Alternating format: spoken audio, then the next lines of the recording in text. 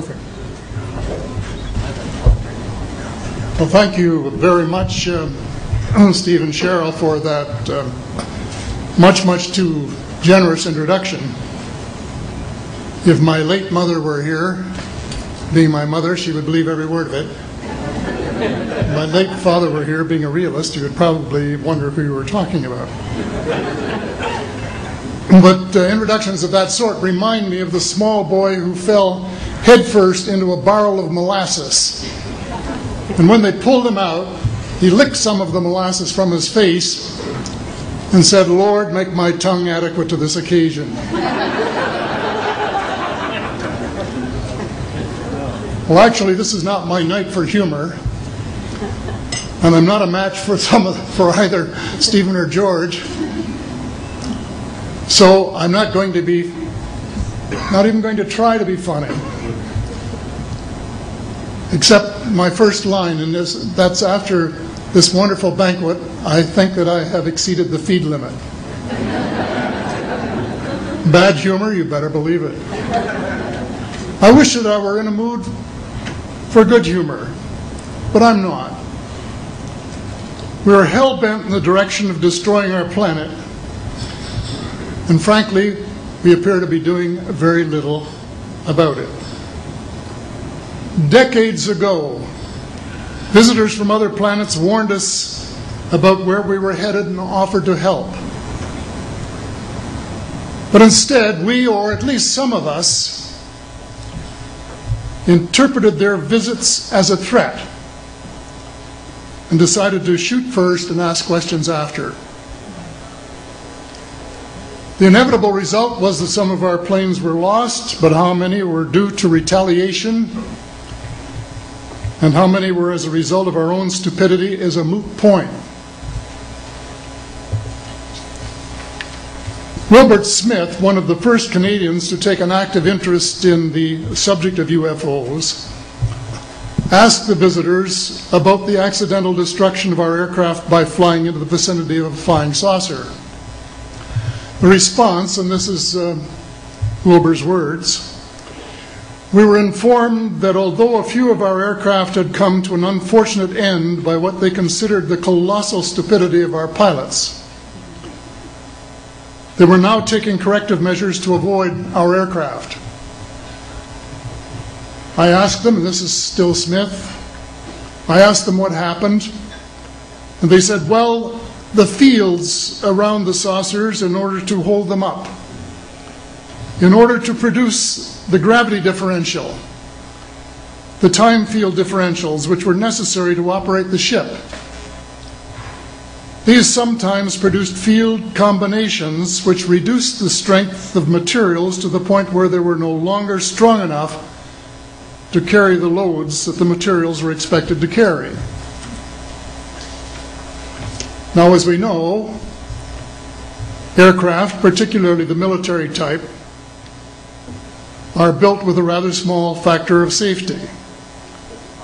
And in these regions of reduced binding, the materials are no longer strong enough to carry the load, and the craft simply comes apart. And when I read that, I was reminded of the late, great soprano Lily Pons, who used to smash crystal goblets with her high C.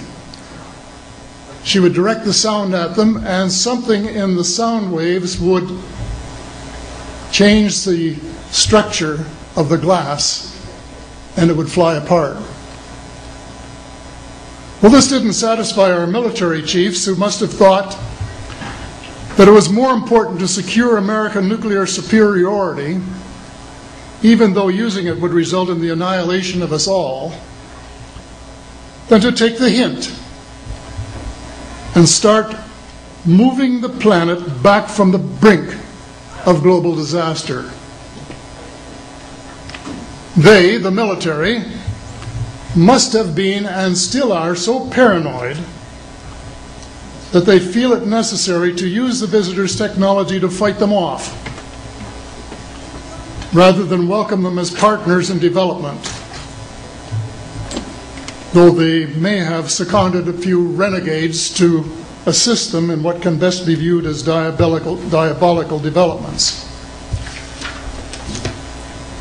Stephen has said that talking about UFOs is passé, and that we should be talking or limiting our talk to exopolitics. Well, Stephen, I agree with you in theory, but in reality we have a problem when official U.S. policy insists that UFOs don't exist.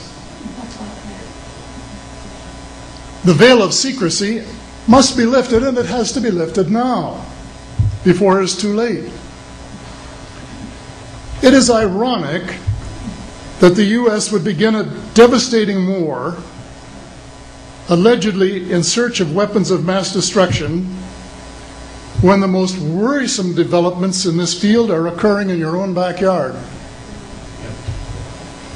It is ironic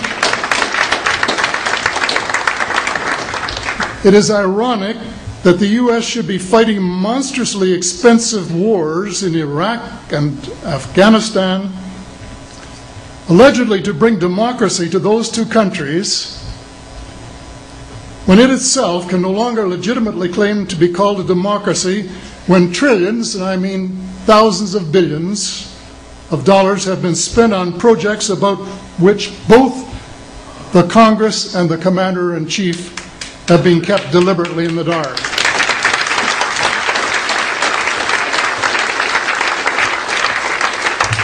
How much has been accomplished in 60 years of feverish activity by some of the most educated minds in the United States?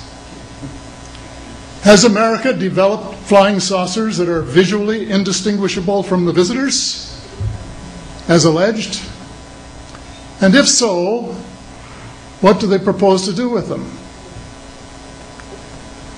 Even more critical, what progress has been made in the development of clean energy sources that could conceivably replace fossil fuels and save the planet from becoming a veritable wasteland? Well, who has the answers? Someone does, but apparently they aren't telling either secretaries of defense or presidents, because they don't have, quote, a need to know.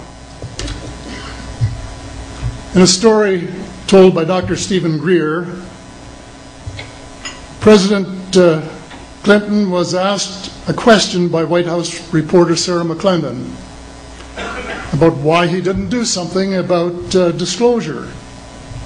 And Clinton replied, "Sarah, there's a government inside the government, and I don't control it." Excuse me, doesn't the Commander-in-Chief and the person who allegedly has their finger on the nuclear trigger have a right to know what his subordinates are doing? The people of the United States who have paid the bills have the right to know. The people of the world demand to know, because it is our descendants too whose lives are in mortal danger. It is time for the people of the United States to launch a new war against the evil of lies, deceit, and darkness, and go all out to win the victory of truth and transparency and light. Thank you.